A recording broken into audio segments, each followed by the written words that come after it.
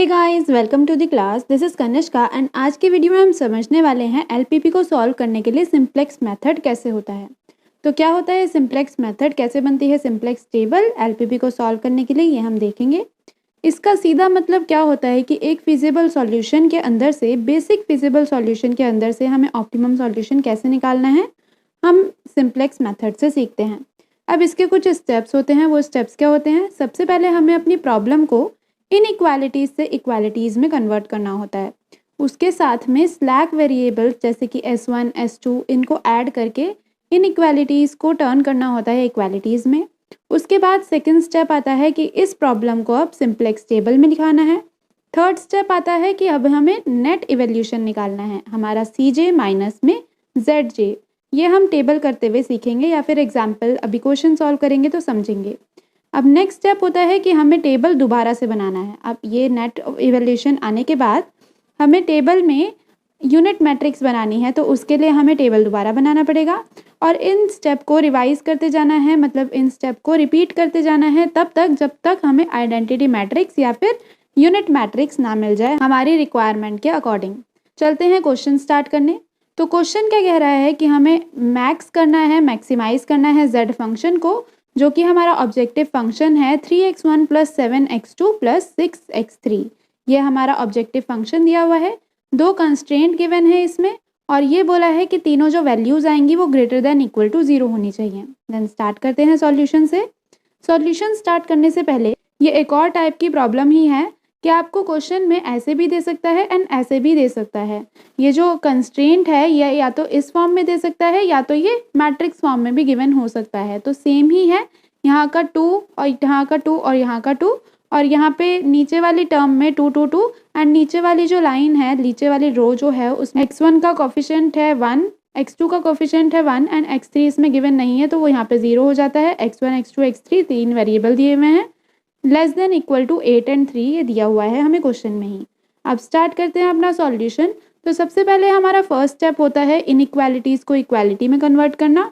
तो यहाँ पे हमें दो कंस्ट्रेंट दिए गए हैं, तो दोनों कंस्ट्रेंट के लिए हम S1 और S2 दो स्लैक वेरिएबल को ऐड करेंगे इसमें। ये ऐड क्यों करते हैं? ताकि हम इसका सॉल्यूशन निकाल सकें। स्लैक वेरिएबल हमारे बेसिक वेरिएबल्स होते हैं। अभी आगे जैसे ही हम टेबल बनाएंगे आपको और क्लियरली समझ आ जाएगा। अब हमारा स्लैक वेरिएबल ऐड हो चुका है। अब हम प्रॉब्लम को दोबारा से नोट डाउन करेंगे। तो हमारा हम अब मैक्सिमम z लिखेंगे। मैक्सिमम करना था हमें z फंक्शन को, जो कि ये तीन वेरिएबल्स के साथ गिवन था। अब इन तीन वेरिएबल के साथ हम दो वेरिएबल और ऐड कर रहे हैं जो कि हमने स्लैक वेरिएबल्स ऐड किए हैं। तो ये होते हैं S1 और S2 और इसके साथ हमने 0 कोफिशिएंट लिया है क्योंकि इनकी यहाँ पे कोई वैल्यू नहीं है, हमें ये चाहिए कंस्ट्रेंट के अंदर।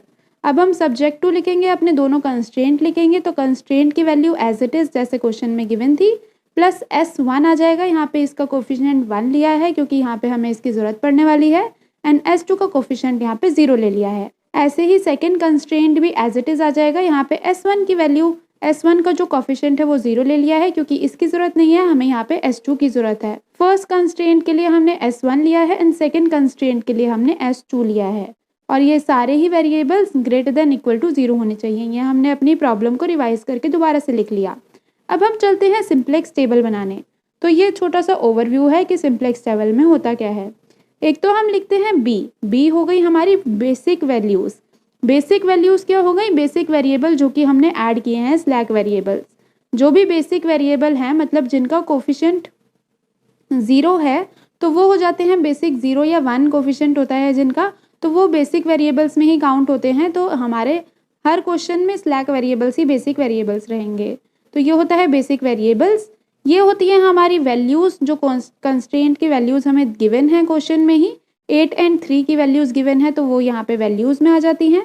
ये x1, x2, x3, S1 और S2 हमने जो वेरिएबल्स लिए हैं अपने कंस्ट्रेंट में, उन सब की वैल्यूज़ यहाँ पे आ जाएंगी एंड यहाँ पे हम रेशो निकालते हैं एंड ये होता है CB, मतलब ये जो बेसिक वेरिएबल है यहाँ पे इसके कोफिशिएंट लिखे जाएंगे। तो जो बेसिक वेरिएबल है S1 और S2 इनके कोफिशिएंट 0 0 हैं तो वो यहाँ पे नोट डाउन होंगे। अब इस क्वेश्चन को सॉल्व करने के लिए सिंप्लेक्स टेबल में ही हम CG भी लिखते हैं। CG हम ऑब्जेक्टिव रो के लिए लिखते हैं। जो भी हमारा ऑब्जेक्टिव फंक्शन हमें गिवन है, इसके जितने भी कोफिशिएंट गिवन है जैसे कि x1 का 3 गिवन है, x2 का 7, x3 का 6, s1 का 0 और s2 का 0। ये सारे यहाँ पे हम नोट डाउन कर देते हैं इन वेरिएबल्स के नीचे ही।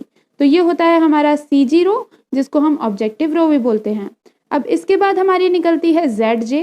ZJ क्या होता है, जब हम CB को मल्टीप्लाई कर देते हैं x1 से और दोनों वैल्यूज़ को प्लस कर देते हैं।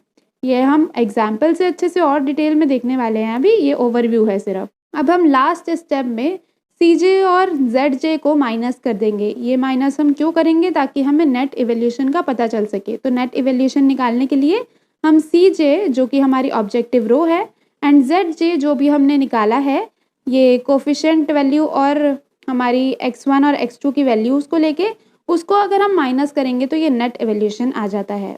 अब हम स्टार्ट करते हैं अपनी सिंप्लेक्स टेबल बनाना। तो सिंप्लेक्स टेबल में सबसे पहले हमें क्वेश्चन में क्या क्या गिवन है वो हम यहाँ पे नोट डाउन करेंगे। सबसे पहले स्टार्ट करेंगे बेसिक वेरिएबल से। तो बेसिक वेरिएबल मैंने आपको अभी बताया s1 और s2 रहेंगे इस केस में, क्योंकि उन्हीं के कोफिशिएंट 0 हैं। अब उनके सामने उनके कोफिशिएंट लिख देंगे, तो उनके दोनों के कोफिशिएंट 0 हैं, तो हमने नोट डाउन कर दिया। अब यहाँ पे ये वैल्यूज़ आ जाएंगी जो कि हमें कंस्ट्रेंट की वैल्यूज़ गिवन है 8 एंड 3। तो यहाँ पे हमने 8 और 3 लिख दी इसकी वैल्यूज़ कंस्ट्रेंट की। अब यहाँ पे x1, x2, x3, s1 और s2 ये कंस्ट्रेंट है। तो कंस्ट्रेंट की जितनी भी वैल्यूज़ दी हुई थी, जैसे हमने ये मैट्रिक्स फॉर्म में लिखी है 2 2 2 1 1 0, ये जो हमने मैट्रिक्स फॉर्म में लिखी है ये तो हम नोट डाउन करेंगे ही करेंगे। साथ ही हम s1 और s2 के भी कोफिशिएंट लिखेंगे जो कि हमने बनाए हैं। हमने फर्स्ट कंस्ट्रेंट में s1 का कोफिशिएंट 1 लिया था एंड सेकंड कंस्ट्रेंट में s2 का कोफिशिएंट 1 लिया था। तो यहाँ पे आ जाएगा 1 0 एंड 0 1, ये कोफिशिएंट है दोनों कंस्ट्रेंट के। अब ये बेसिक सा फॉर्मूला, बेसिक सी टेबल बनाई है, जो क्वेश्चन में गिवन था वही हमने लिखा है।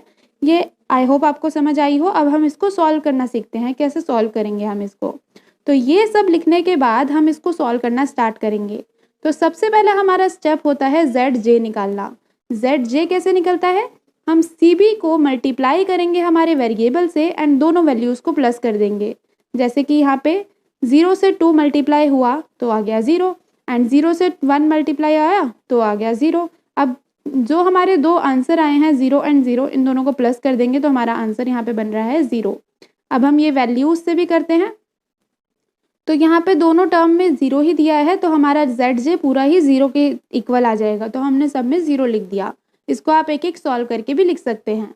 आगे हम लिखेंगे CJ, हमारा ऑब्जेक्टिव फंक्शन होता है, जैसे कि हमें क्वेश्चन में गिवन ही था एंड यहाँ पे हमने लिखा भी था। ये था 37600। तो हमने इसको उठा के यहाँ पे नोट डाउन कर दिया 37600। 3 कोफिशिएंट था x1 का, 7 कोफिशिएंट था x2 का, 6 कोफिशिएंट था x3 का, 0 x1 का एंड यहाँ पे s2 आएगा 0 s2 का। अब ये सारे कोफिशिएंट लिख दिए हमने। इसके बाद हम निकालेंगे CJ माइनस में ZJ। ये जो CJ है इसको हम ZJ से माइनस कर देंगे। तो 3 से 0 माइनस हुआ तो आंसर 3, 7 से 0 माइनस हुआ 7, 6 से 0 माइनस हुआ 6 एंड 0 0। ये आ गया हमारा आंसर CJ माइनस ZJ का।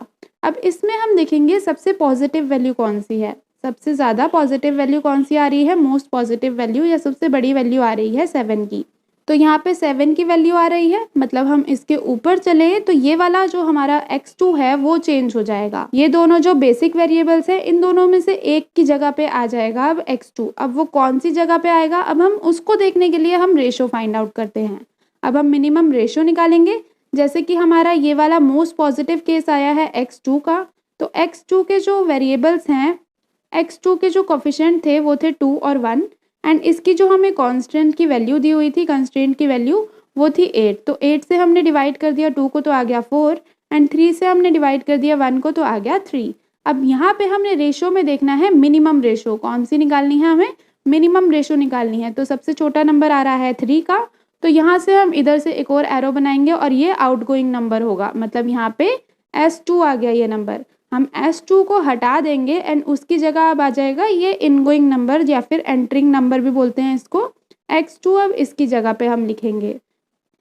ये यहाँ से हट जाएगी अब रो, अब इसकी जगह आ जाएगा x2। ये जो एंटरिंग और आउटगोइंग को मिला के एक नंबर बन रहा है, इसको हम बोलते हैं अपना की एलिमेंट।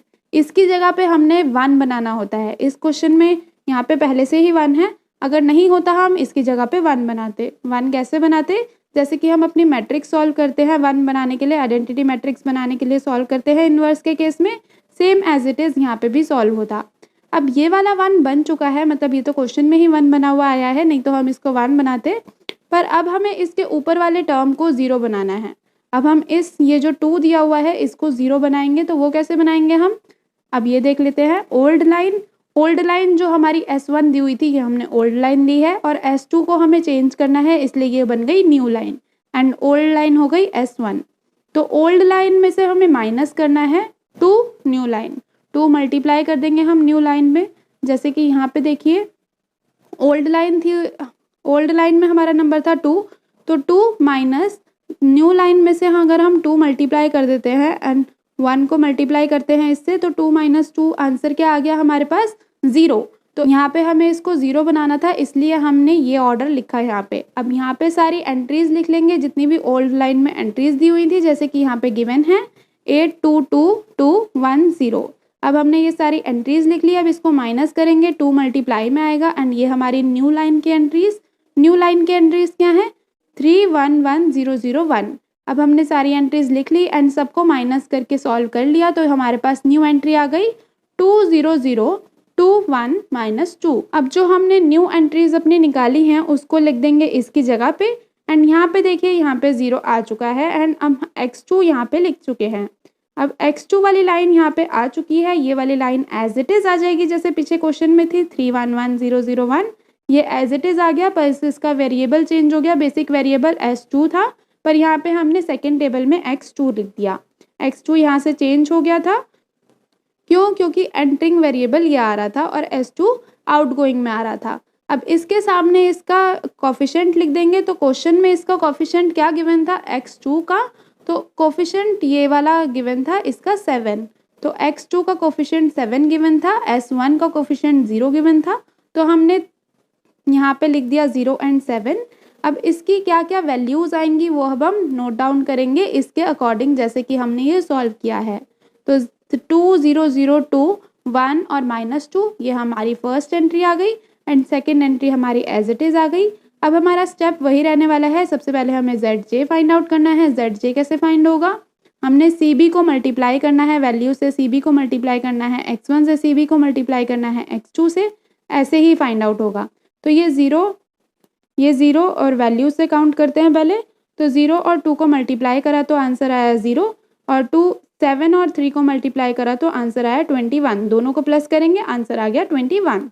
अब 0 को 0 से मल्टीप्लाई करेंगे, आंसर आया 0। 7 को 1 से मल्टीप्लाई करेंगे, आंसर आया 7। दोनों को प्लस करेंगे, आंसर आ गया 7। तो ऊपर वाली सारी टर्म में 0 ही आंसर आएगा। नीचे वाली टर्म को हम मल्टीप्लाई करके लिख देते हैं, तो यहाँ पे आ गया 21, यहाँ पे आ गया 7, 7 1 ज़ा 7, फिर से 7 0 ज़ा 0 आ गया, 7 0 ज़ा 0 आ गया, एंड 7 1 ज़ा 7 आ गया। अब यहाँ पे हमारे ZJ फाइंड हो चुका है। अब हम निकाल लेंगे CJ, जो कि हमें क्वेश्चन में ही गिवन था, वही हम एज इट इज़ यहाँ पे भी नोट डाउन कर देंगे 37600। अब इन दोनों टर्म को माइनस करेंगे। 3 को माइनस किया 7 से तो -4, 7 को माइनस किया 7 से 0, 6 को माइनस किया 0 से 6 आ गया, यहाँ पे 0 आ गया, एंड यहाँ पे -7 आ गया। अब यहाँ से मोस्ट पॉजिटिव नंबर निकालेंगे, जो सबसे बड़ा नंबर होगा, तो वो आ रहा है यहाँ पे 6। तो ये हो गया हमारा एंटरिंग वेरिएबल। एंटरिंग वेरिएबल अब x3 है, जो कि जाना चाहिए S1 की जगह पे। अब हम देख लेते हैं S1 की जगह पे जाएगा कि नहीं जाएगा। उसके लिए हम निकालेंगे रेशो। तो ये वाली जो एंटरिंग वेरिएबल आया है, इसके हम दोनों कोफिशिएंट ले लेंगे 2 और 0, और इन वैल्यूज से इसको डिवाइड कर देंगे। तो 2 2 से डिवाइड हुआ तो आ गया 1, 3 0 से डिवाइड हुआ तो नॉट एप्लीकेबल आंसर आ गया।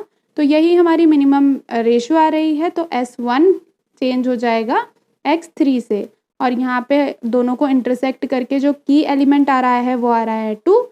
अब हमें यहाँ पे बनाना होगा 1, और यहाँ पे हम x3 को इसकी जगह पे लिख देंगे S1 की जगह पे।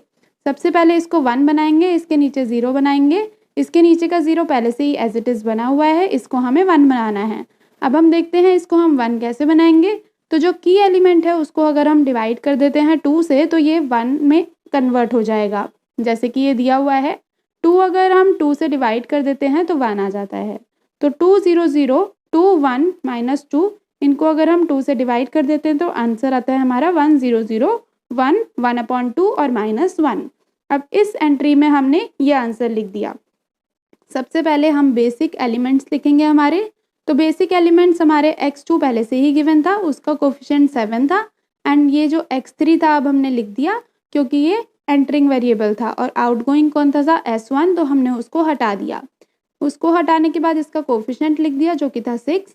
अब ये जो वैल्यूज़ हमने निकाली, ये अभी निकाली थी की एलिमेंट से डिवाइड करके, तो वो हमने नोट डाउन कर दी, एंड ये वाली वैल्यूज़ एज इट इज़ आ गई। x1, x2, x3 जितने भी वेरिएबल्स हैं उन सब के कोफिशिएंट जो हैं वो 1 और 0 की फॉर्म में आ चुके हैं, मतलब ये यूनिट फॉर्म में आ चुके हैं, तो हम इसको एज इट इज़ रहने देंगे। अब आपकी मर्ज़ी है कि अगर आपको ये तीनों चीज़ें निकालनी है तो निकाल सकते हैं, नहीं निकालनी तो इसकी कोई ज़रूरत नहीं है। वैसे क्वेश्चन सही लगता है देखने में, मतलब सिंप्लेक्स मेथड है, कहीं टीचर मार्क्स ना काट ले तो ये निकालेंगे तो ज़्यादा अच्छा रहेगा। अब ये हमारी यूनिट फॉर्म में आ चुकी हैं, मतलब हमें सिर्फ अब इसकी वैल्यूज़ चाहिए।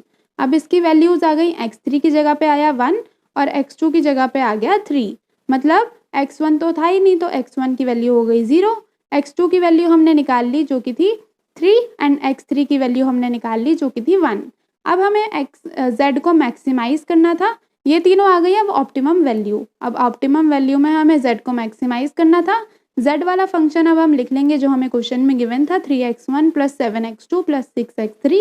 अब ये तीनों वैल्यूज़ को इसमें डालेंगे एंड हमारा आंसर आ गया 27। तो z की वैल्यू 27 पे वो मैक्सिमाइज पे जा रहा है, और उसके ऑप्टिमम वैल्यू आ गए 0, 3 एंड 1 कोऑर्डिनेट्स। तो ये क्वेश्चन हमारा यहीं ख़त्म होता है। आई होप आपको अच्छे से क्लियर हुआ हो। इस क्वेश्चन में प्रैक्टिस की ज़रूरत पड़ेगी, तो आपकी बुक में जितने भी क्वेश्चन है उसकी प्रैक्टिस कर लीजिए एक बार। मिलते हैं नेक्स्ट वीडियो में। Keep learning, keep growing, bye.